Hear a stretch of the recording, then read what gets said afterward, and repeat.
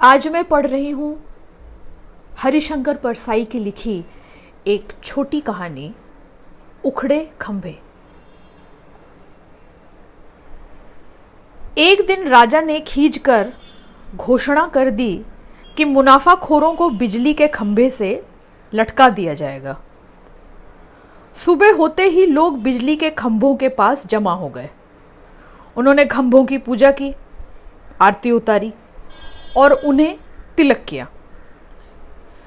शाम तक वे इंतजार करते रहे कि अब मुनाफाखोर टांगे जाएंगे, और पर कोई नहीं टांगा गया। लोग जुलूस बनाकर राजा के पास गए और कहा, महाराज, आपने तो कहा था कि मुनाफाखोर बिजली के खंभे से लटकाए जाएंगे, पर खंभे तो वैसे ही खड़े हैं और मुनाफाखोर स्वस्थ और सानंद है। राजा ने कहा है तो उन्हें खंभों पर टांगा ही जाएगा। थोड़ा समय लगेगा, टांगने के लिए फंदे चाहिए। मैंने फंदे बनाने का ऑर्डर दे दिया है। उनके मिलते ही सब मुनाफाखोरों को बिजली के खंभों से टांग दूंगा। भीड़ में से एक आदमी बोल उठा, पर फंदे बनाने का ठेका भी तो एक मुनाफाखोर ने ही लिया है। राजा ने कहा, तो क्या हुआ, उसे उसके ही फंदे से टांगा जाएगा। तभी दूसरा बोल उठा, पर वह तो कह रहा था कि फांसी पर लटकाने का ठेका भी मैं ही लूंगा। राजा ने जवाब दिया, नहीं, ऐसा नहीं होगा। फांसी देना निजी क्षेत्र का उद्योग अभी नहीं हुआ है। लोगों ने पूछा, तो कितने दिन बाद वे लटकाए जाएंगे?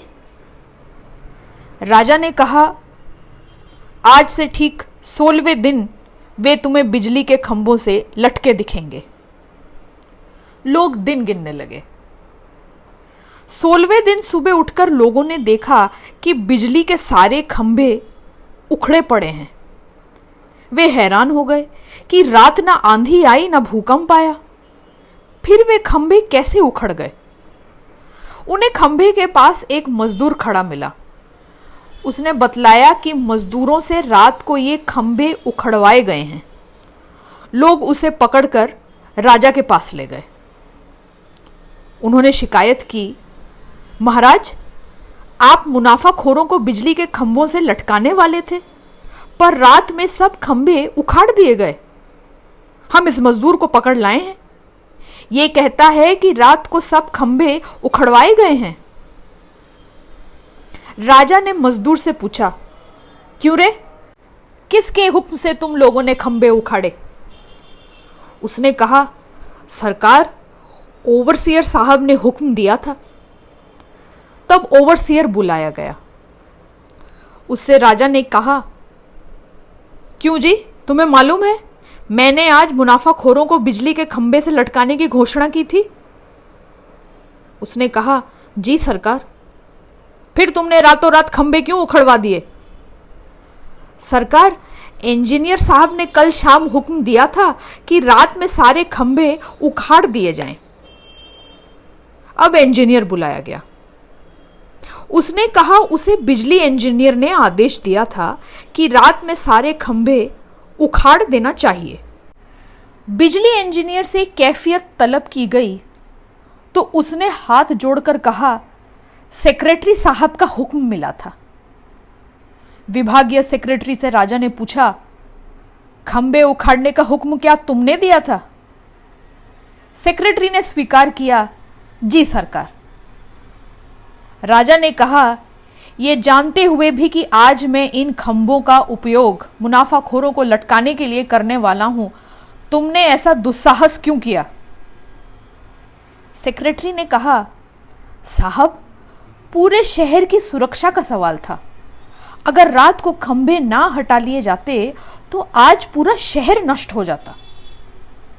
राजा ने पूछा, ये तुमने कैसे जाना? किसने बताया तुम्हें? सेक्रेटरी ने कहा, मुझे विशेषज्ञ ने सलाह दी थी कि यदि शहर को बचाना चाहते हो तो सुबह होने से पहले खंभों को उखड़वा दो। राजा ने पूछा, कौन है ये विशेषज्ञ? भरोसे का आदमी है। सेक्रेटरी ने कहा, बिल्कुल भरोसे का आदमी है सरकार, घर का आदमी है, मेरा साला होता है, मैं उसे हुजूर के सामने पेश करता हूं। विशेषज्ञ ने निवेदन किया, सरकार, मैं विशेषज्ञ हूं और भूमि तथा वातावरण की हलचल का विशेष अध्ययन करता हूं। मैंने परीक्षण के द्वारा पता लगाया है कि जमीन के नीचे एक भयंकर प्रवाह घूम रहा है। मुझे यह भी मालूम हुआ है कि आज वह बिजली हमारे शहर के नीचे से निकलेगी। आपको मालूम नहीं हो रहा है, पर मैं जानता हूं कि इस वक्त हमारे नीचे भयंकर बिजली प्रवाहित हो रही है। यदि हमारे बिजली के खंभे जमीन में गड़े रहते तो वह बिजली खंभों के द्वारा ऊपर आती और उसकी टक्कर अपने पावर हाउस की बिजली से होती। तब भयंकर विस्फोट होता, शहर पर हजारों बिजलियां एक साथ गिरती। तब ना एक प्राणी जीवित बचता, ना एक इमारत खड़ी रहती। मैंने तुरंत सेक्रेटरी साहब को यह बात बताई और उन्होंने ठीक समय पर उचित कदम उठाकर शहर को बचा लिया। लोग बड़ी देर तक सख्ते में खड़े रहे। वे मुनाफाखोरों को बिल्कुल भूल गए। वे सब उस संकट से अभिभूत थे जिसकी कल्पना उन्हें दी गई थी। जान बच जाने की अनुभूति से दबे हुए थे, चुपचाप लौट गए। उसी सप्ताह बैंक में इन नामों से ये रकमें जमा हुई। सेक्रेटरी की पत्नी के नाम 2 लाख रुपए, श्रीमती बिजली इंजीनियर 1 लाख, श्रीमती इंजीनियर 1 लाख, श्रीमती विशेषज्ञ 25,000, श्रीमती ओवरसीयर 5,000। उसी सप्ताह मुनाफाखोर संघ के हिसाब में नीचे लिखी रकमें धर्मादा खाते में डाली गई। कोड़ियों की सहायता के लिए दान 2 लाख रुपए, विधवाश्रम को 1 लाख, क्षय रोग अस्पताल को 1 लाख, पागल खाने को 25,000, अनाथालय को 5,000।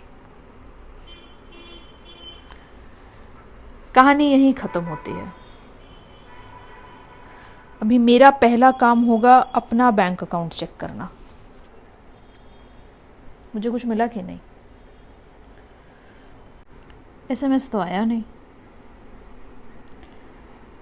और अगर चेक करके मैंने देखा कि कुछ नहीं आया है, खंभे उखाड़ने में मेरा कोई फायदा नहीं हुआ है, तो कुछ करना पड़ेगा। जो भी सोचूंगी आपके साथ शेयर करूंगी, अगली कहानी के पहले ही बता दूंगी, ताकि आप भी कुछ कर लें। खंभे उखाड़े गए हैं तो आपका भी तो फायदा होना चाहिए ना। ठीक है, मिलते हैं अगली कहानी के साथ और फायदे के साथ।